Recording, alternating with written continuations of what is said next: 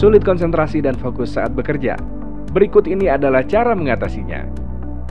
Dalam menjalankan aktivitas, hal terpenting yang harus diperhatikan adalah fokus berpikir. Fokus atau konsentrasi penuh dipercayai dapat mempercepat proses penyelesaian pekerjaan. Kenyataannya, untuk mendapatkan pikiran yang fokus, nggak semudah yang dibayangkan. Terlebih lagi bagi orang yang sensitif terhadap hal-hal yang menjadi pengganggu sekecil apapun itu. Berikut ini adalah cara meningkatkan konsentrasi dalam bekerja dengan faktor dari dalam dan faktor dari luar sebagai pengganggu yang harus diminimalisasi.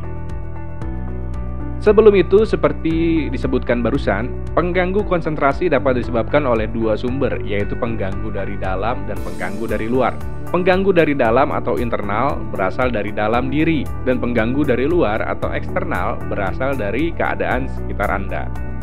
Sebelum kita lanjut, pastikan Anda klik like, subscribe, dan aktifkan notifikasi agar kami makin semangat untuk menciptakan video-video bermanfaat lainnya. Pengganggu dari dalam. Setiap orang memiliki masalah pribadi yang beragam, seperti masalah keluarga, beban hidup, keuangan, hingga percintaan. Tak jarang persoalan tersebut mengganggu konsentrasi pekerjaan di kantor. Sisi profesionalisme diuji dengan sangat untuk kasus ini. Yang sering terganggu biasanya wanita. Wanita kerap kali menggerutu, cemberut, mudah marah, kalut, dan sebagainya. Seperti yang kita tahu bahwa wanita lebih menggunakan perasaan dibandingkan logika. Namun, tidak menutup kemungkinan masalah ini juga menghinggapi kaum pria. Selain faktor-faktor itu, pengganggu dari dalam bisa disebabkan oleh kurang cakapnya pegawai terhadap bidang pekerjaan yang dipegang.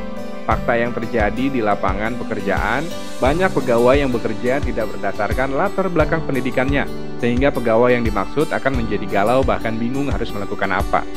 Dari hal itulah, sukar sekali konsentrasi bekerja, bahkan parahnya dapat mengakibatkan stres.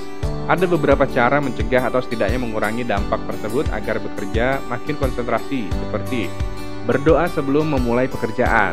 Ibadah ini menjadi hal yang diyakini paling efektif memberi ketenangan batin. Tahu diri.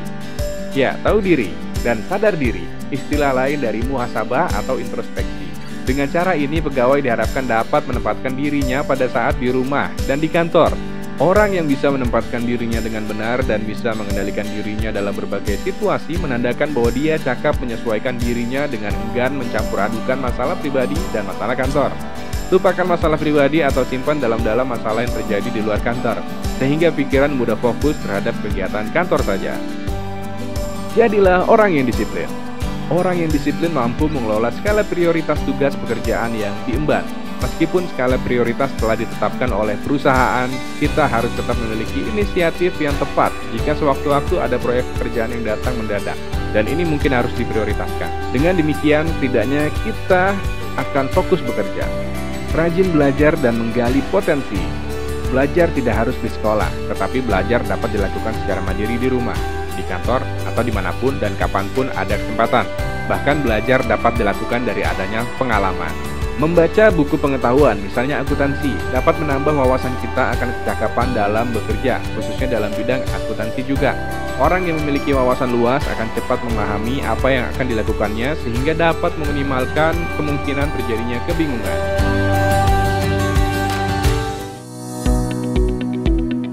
Pengganggu dari luar. Tidak ada kehidupan di dunia ini yang tidak diiringi dengan gangguan dari luar. Gangguan bisa diumpamakan sebagai risiko yang tanpa disadari dapat hadir secara tiba-tiba, sehingga diri kita pun akan terancam.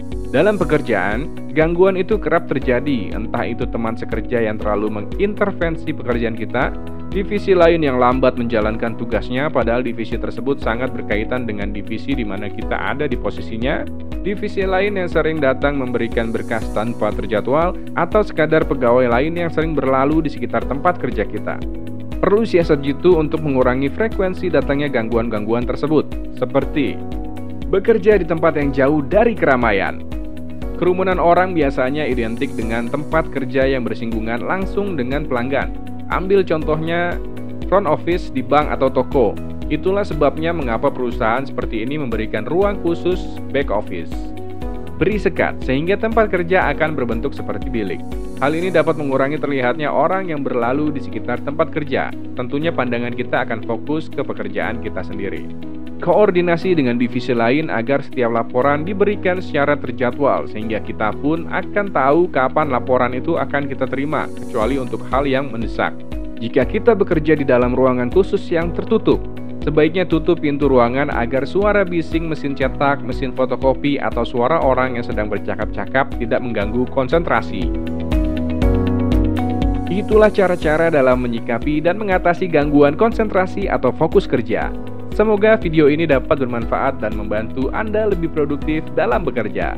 Salam World Class Manager, Human Plus Institute, berkarya mencerdaskan bangsa.